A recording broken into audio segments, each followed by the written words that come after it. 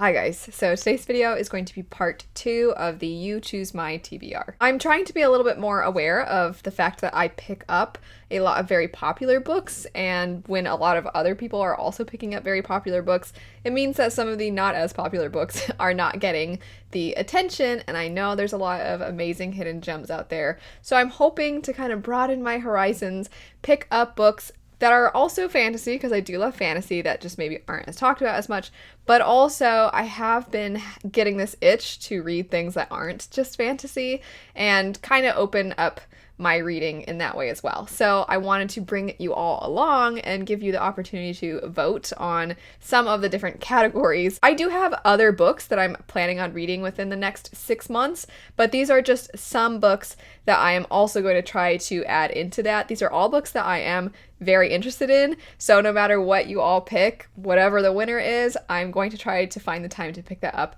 along with some of the other things I'm wanting to read. I'll have my discussion video about popular books linked down below if you would like a little bit more context to this.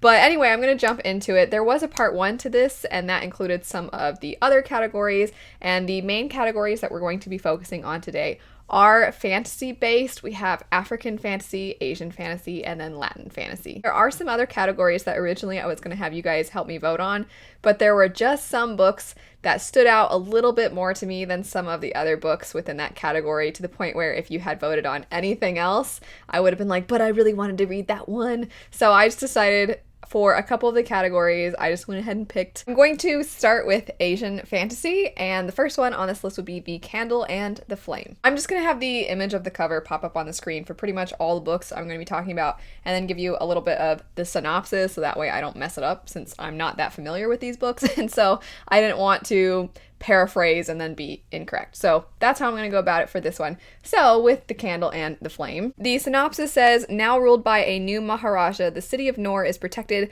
from the Shayateen by the Ifrit, Jinn of Order and Reason, and by their commander Zulfikar.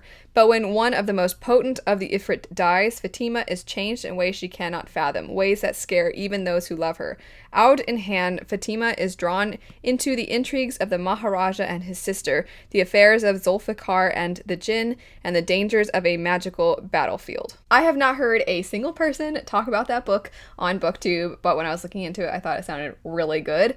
The next one would be Forest of a Thousand Lanterns. I have seen this one before, but I thought about it and I've seen people get it, and then I haven't really seen people actually read it and talk about it. The synopsis for this one says it's an East Asian fantasy reimagining of the evil queen legend about one peasant girl's quest to become empress and the darkness she must unleash to achieve her destiny. The next one would be the Star-Touched Queen, and this one says that Maya is cursed with a horoscope that promises a marriage of death and destruction. She has earned only the scorn and fear of her father's kingdom.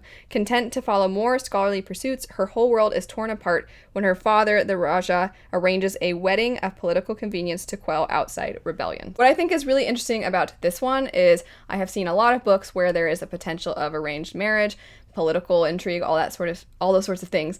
But this one, based on the rest of the synopsis, she actually does end up marrying the person. That's part of the synopsis.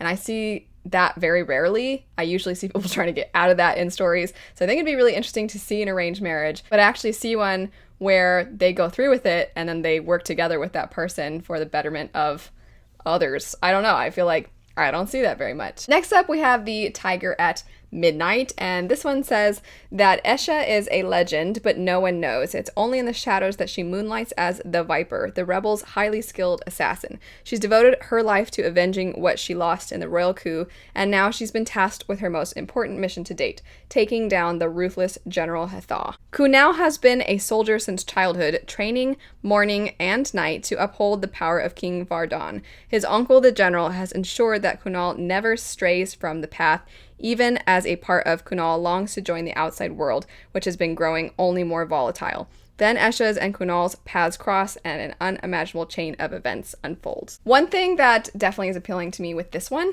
is I so rarely see point of views from males in young adult, which this is young adult. That's actually one of the categories from part 1, is to have either a book written by or about a male character. So this one kind of could have fit in that category, but it also fits in this one, so I went ahead and put it here. But yeah, I just feel like Man, I don't know which one you guys are going to pick. They all sound so good. The last one is The Flame in the Mist. I have heard people talk about this one. It kind of was very popular for a bit and then kind of died down a little, and I haven't really heard too many people talk about it since. I've heard essentially no one talk about the sequel, but it kind of has a little bit of a Mulan vibe to it in that the main character disguises herself as a boy. And yeah, I've heard mixed things, but I love the Mulan trope. I know some people don't love it, but I love that trope. And I don't know. I'm curious to see. This is probably the most popular of the ones I've mentioned, at least from what I've seen.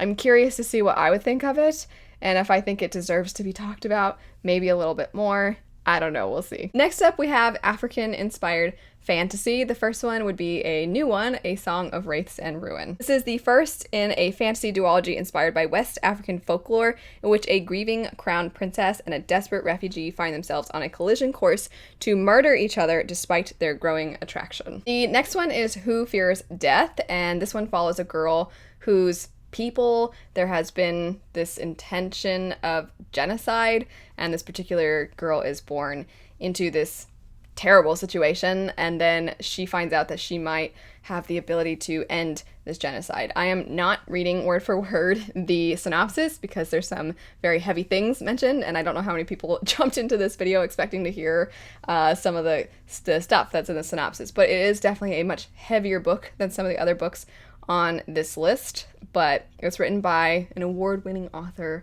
and it sounds like it's gonna be a real sad time. Next up would be another newer book, just like A Song of Wraiths and Ruin, and that would be A Song Below Water. The synopsis for this one says that Tavia is already at odds with the world, forced to keep her siren identity under wraps in a society that wants to keep her kind under lock and key. Never mind, she's also stuck in Portland, Oregon, a city with only a handful of black folk and even fewer of those with magical powers.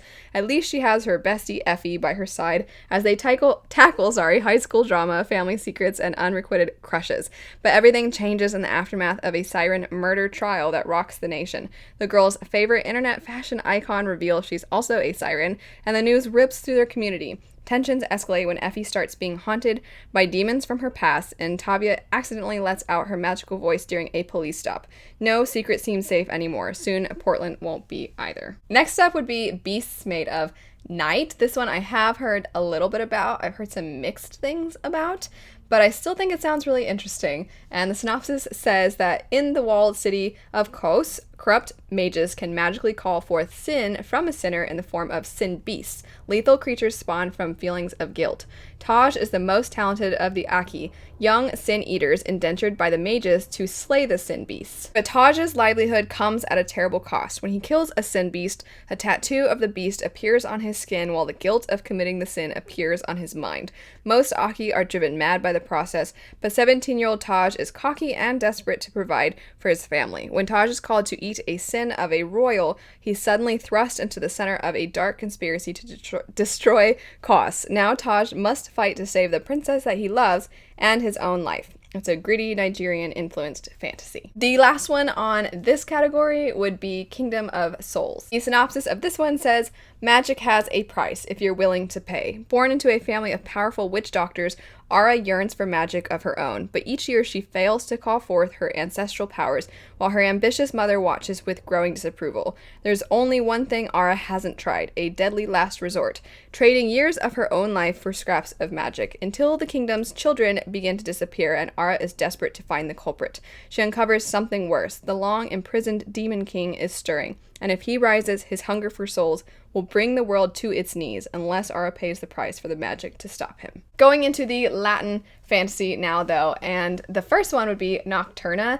It actually has a fantastic first little, almost like tagline, so I'm just going to read that. And it says that set in a Latinx-inspired world, a face-changing thief and a risk-taking prince must team up to defeat a powerful evil they accidentally unleashed. The next one would be Woven in Moonlight, which is actually one that I started and I did not get very far into, and I didn't DNF or anything like that because I didn't like it. I kind of had other things going on, and I really want to pick this one back up. It is Bolivian inspired, and it's about a girl who takes the place of the royal. She kind of puts herself in her place, makes everybody think that she's actually the royal so that any danger comes to her instead of to the actual royal, and I was liking the beginning that I had read. It seemed very interesting, and it seemed super bleak. The next one would be We Set the Dark on Fire. This one says, at the Medio School for Girls, distinguished young women are trained for one of two roles in their polarized society. Depending on her specialization, a graduate will one day run a husband's household or raise his children, but both are promised a life of comfort and luxury, far from the frequent political uprisings of the lower class. Daniela Vargas is the school's top student, but her bright future depends upon no one discovering her darkest secret, that her pedigree is a lie. Her parents sacrificed everything to obtain forged identification papers so Danny could rise above her station. Now that her marriage to an important Politico's son is fast approaching, she must keep the truth hidden or be sent back to the fringes of society where famine and poverty rule supreme. On her graduation night, Danny seems to be in the clear despite the surprises that unfold.